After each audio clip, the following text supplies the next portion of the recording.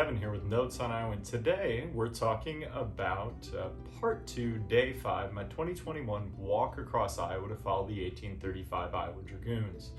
And on part 2, day 5 is right in the heart of Boone County, not named for the famous Daniel Boone, instead named for his son Nathan, who is actually one of the Dragoons.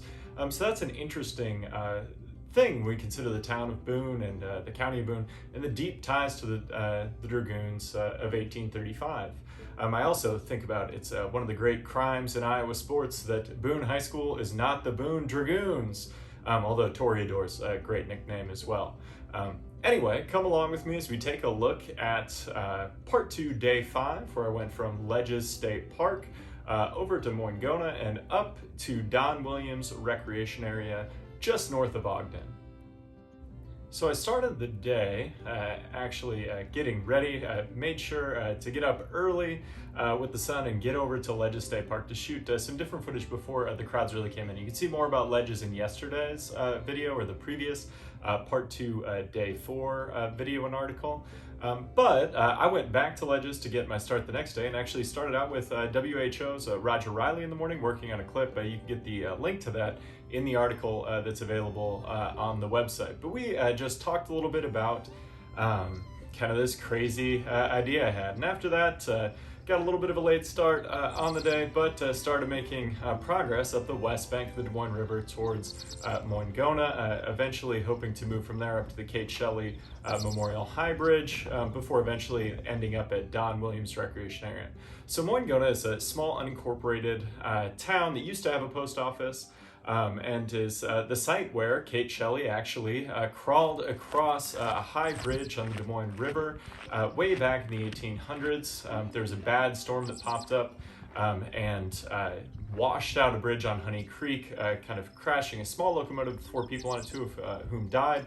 And Kate Shelley crawled across this bridge in the middle of the night, high above the Des Moines Valley. And so as I was walking my way over there, I saw a church, I saw some other kinds of things. Moingona itself is the site where the bridge would have been. If you go to see the Kate Shelley Memorial High Bridge today, there's actually 2 of them, but they're not at this site. You have to go down further on the Des Moines River, a few miles near Moingona, but you can still see some things at the site there.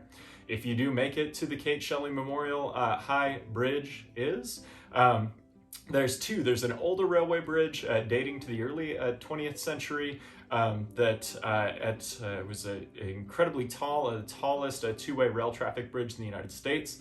And you can see that here in the video. The drone's up about 30 meters and just holding even with that bridge.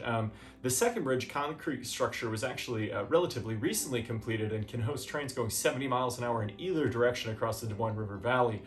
Just quite an incredible sight. I've seen lots of bridges on my walk across Iowa, and easily the 2 most impressive I've encountered, at least so far.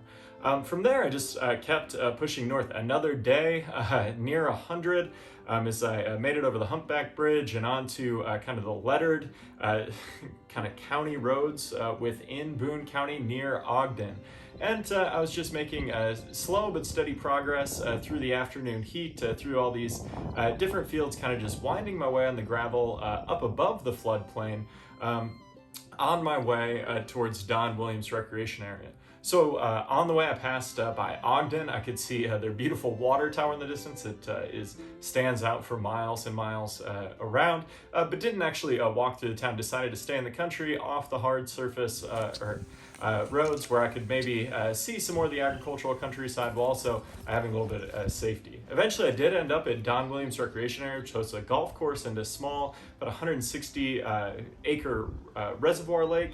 And a series of trails. So the trail I'm on here is the Lakota Trail that ended my day. And we also stayed at Don Williams while I was there, and we had this guy stop by. My mother, who was along for this segment of the expedition, she took this video of woodchuck. He was not chucking wood, he was checking out the grill to see if we left him anything after the previous evening's dinner. But saw all sorts of great wildlife there, great place to kind of be out in nature with some of the modern amenities. But from Don Williams, after I kind of cleaned up a little bit, I decided to head in towards Boone. And one of the places I stopped on my way was a marker that we're going to see coming up here for Milton Lott. And this is a really complex story. The interpretive panel society credit is the first killing by the Dakota in what's commonly called the Spirit Lake Massacre. I would disagree with that. Milton Lott is going to die after Sinto Minaduta, Wapakute Dakota leader, comes to try to take back some horses that his father, Henry Lott, had stolen from Sinto Minaduta, eventually burning down the cabin. Milton left running for help up the Des Moines River and froze to death. Why people will attribute this to Spirit Lake is they will say that Sinto Minaduta was Inkputa's brother. Biologically, that's not probably a reality. We look at kind of some of those things maybe being misunderstandings of Dakota kinship. Anyway, I've written a lot about this. Go check out my dissertation and my recent article in Annals of Iowa. But I did head from there into Boone, visited the Boone History Center. The Boone County Historical Society operates a few sites, including the Mamie Dowd Eisenhower House that we see here. And then also a great history center downtown where they passed me off some Dragoons materials as well as just providing some insights on the local history. I did make a stop and see another one of the Daughters of the American Revolution Dragoon Trail markers, showing me that I'm on the right path, and then kind of just wrapped up the day. A very long, hot day, but some really interesting sites, especially related to the Dragoons, so I made my way through Boone County.